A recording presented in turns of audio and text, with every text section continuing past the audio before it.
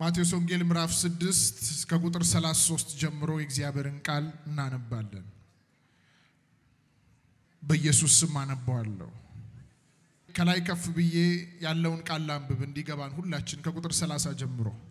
እግዚአብሔር ዛሬ ያለውን ነገም ወደ እቶን የሚጣለውን የሜዳን ሳር እንዲህ የሚያለብሰው ከሆነ እናንተንማ ይልቁንስ እንዴት እንግዲህ ምን እንበላለን ምን እንጠጣለን ምንስ እንለብሳለን ብላችሁ አትጨነቁ።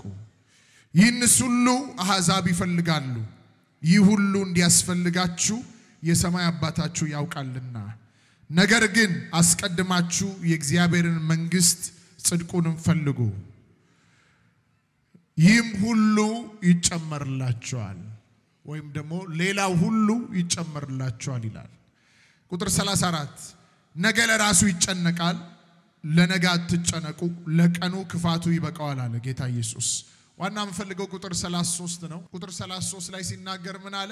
አስቀድማችሁ ጽድቁና መንግስቱን እሹ፣ ሌላው ሁሉ ይጨመርላችኋል አለ።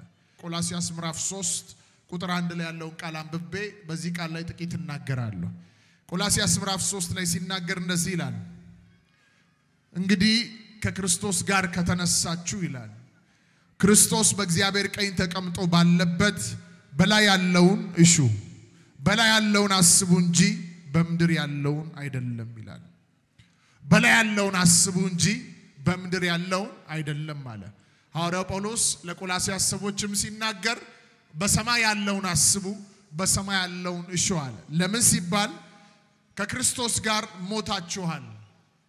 እናንተ ክርስቶስ በእግዚአብሔር ቀኝ ተቀምጦ ባለበት በሰማያዊ ስፍራ ተቀምጣችኋል። ስለዚህ በላይ ያለውን አስቡ እንጂ በምድር ያለውን አታስቡ አትሹ አለ ጳውሎስ በዚህ ስፍራ ላይ ሲናገር።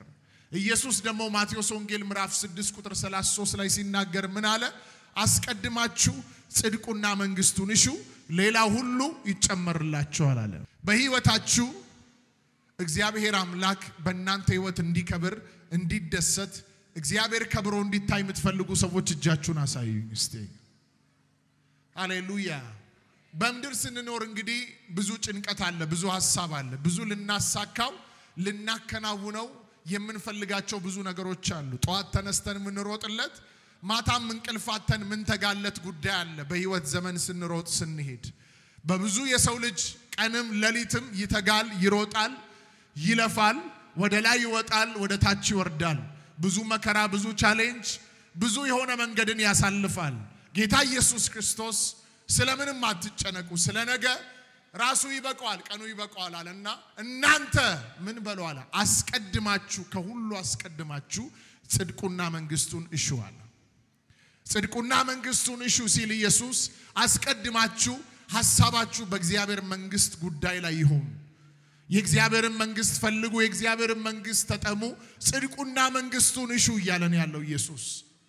በዚህ ዘመን ፍጻሜ ብዙ ክርስቲያን አለ፣ አስቀድሞ ደግሞ ከሁሉ በላይ ጽድቁና መንግስቱን የሚፈልግ አይኖቹን ሐሳቡን በእግዚአብሔር መንግስት ላይ ያደረገ ክርስቲያን ጥቂት ነው ያለው። ይህን መልእክት ከኔም ጭምር ነው የምናገረው። አስቀድማችሁ ጽድቁና መንግስቱን ስትሹ ሌላው ምን ይልላችኋል አለ? ይጨመርላችኋል። ለአንድ ሰው በቀኝም በግራም ላለ ሰው አስቀድመ ጽድቁና መንግስቱን ስትፈልግ በሉት፣ ሌላ ሁሉ ይጨመርልሃል በሉት። ብዙ ሰው ሌላው ላይ ነው ብዙ ጊዜ የሚያጠፋው፣ ሌላው የሚጨመርለትን ነገር ለማግኘት ነው አስቀድሞ የሚተጋው። አስቀድሞ በስራው ላይ ሲሰራ ገንዘብ ሲመጣ የራሱ ነገር ላይ ነው ትኩረት የሚያደርገው እንጂ የእግዚአብሔር መንግስት ጉዳይ ላይ ትኩረት አያደርግም። እንደሱ አይነት ሰው በጌታ ፊት ነው ምላችሁ ሩቅ አይሄድም፣ በብዙ ሊባረክ አይችልም። አንዳንዶች ግን ጌታ ሆይ ስራ ስጠኝና በስራ ባርከኝና አበልጽገኝና ያንተን መንግስት ሰራለው የሚሉ ሰዎች አስቀድመው ጽድቁን መንግስቱን ለመስራት መንግስቱን ለማስፋት የሚተጉ ሰዎች እግዚአብሔር ያለ ልክ በሮችን ይከፍትላቸዋል። ለምን ሲባል በዛ ስራ ላይ አስቀድመው ጽድቁና መንግስቱን በመፈለግ የእግዚአብሔርን መንግስት ለማስፋት በልባቸው ስለተሞሉ ናቸው። ሐዋርያው ጳውሎስም ለቆላስይስ ሰዎች ከክርስቶስ ጋር ከተነሳችሁ አለ፣ ክርስቶስ በእግዚአብሔር ቀኝ ተቀምጦ ባለበት በላይ ያለውን እሹ አለ። በላይ ያለውን አስቡ። በላይ ያለውን አስቡ እንጂ በምድር ያለውን አትሹ አለ። አይኖቻችሁ በላይ ያለው ነገር ላይ ይሁን እያለን ያለው ኢየሱስ። አሁን ያለንበት ይህንን መልእክት የሚሰማ ሰው ያስተውል። የዘመን ፍጻሜ ላይ ነው ያለነው።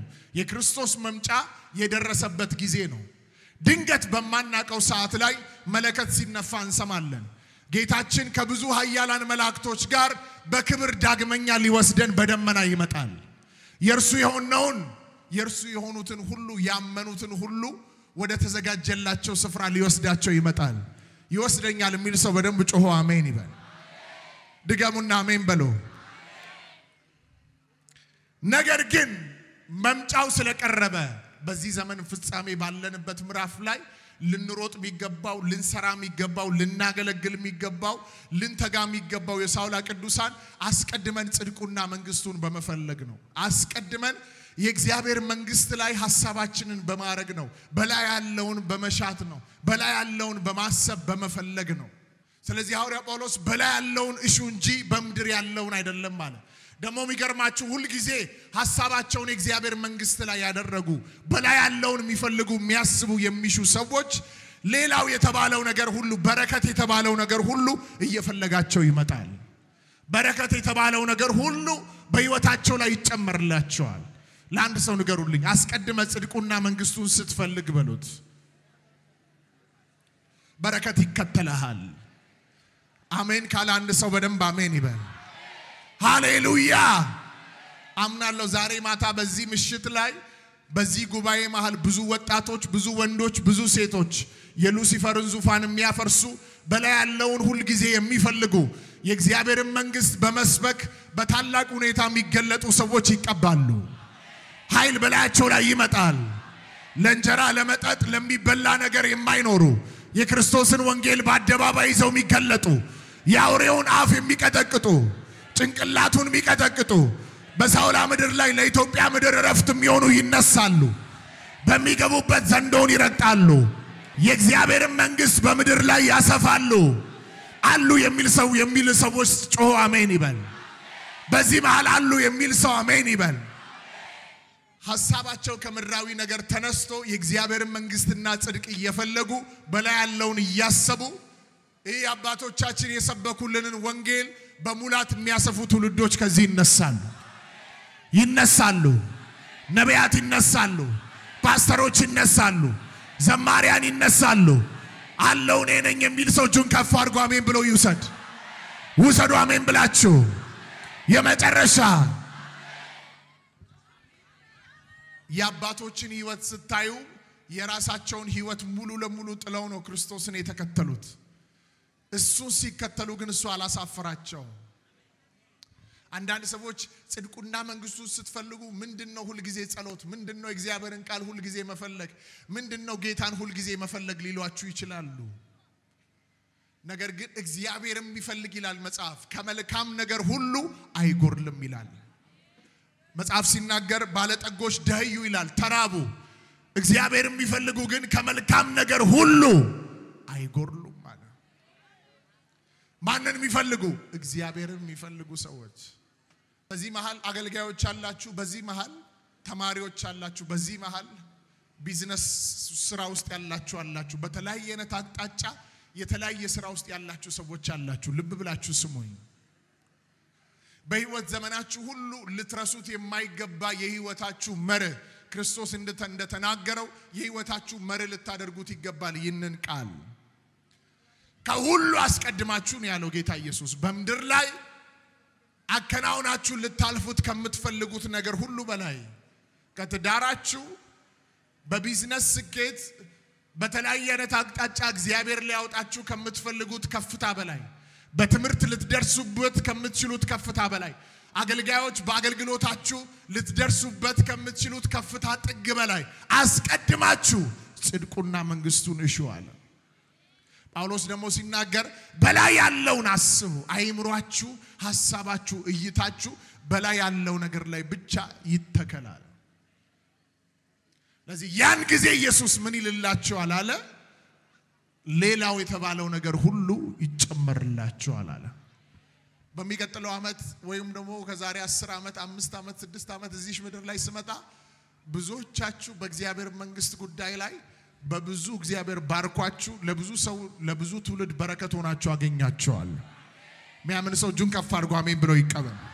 ውሰዱ አሜን ብላችሁ የመጨረሻ እኛ የዳነው ሌላውን ለማዳን ነው። እኛ የተፈወስነው ሌላውን ለመፈወስ ነው።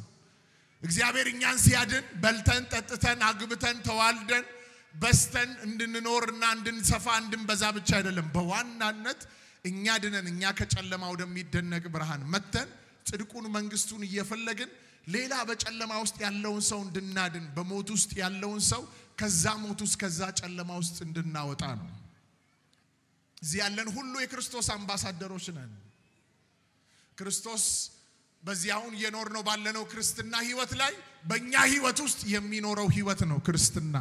ክርስትና ክርስቶስ በሰው ህይወት ውስጥ በክርስትና ህይወታቸው ህይወት ውስጥ የሚኖረው ያ ኑሮ ነው፣ ያ ህይወት ነው ክርስትና። ቀኝና ግራን ያለ ሰው ያዙና ከሁሉ አስቀድመ በሉ ጽድቁና መንግስቱን ፈልግ፣ ሌላው ሁሉ ይጨመርልሃል። ሃሌሉያ! አንድ ሰው ጮሆ አሜን ይበል። ድገሙ አሜን በሉ። የመጨረሻ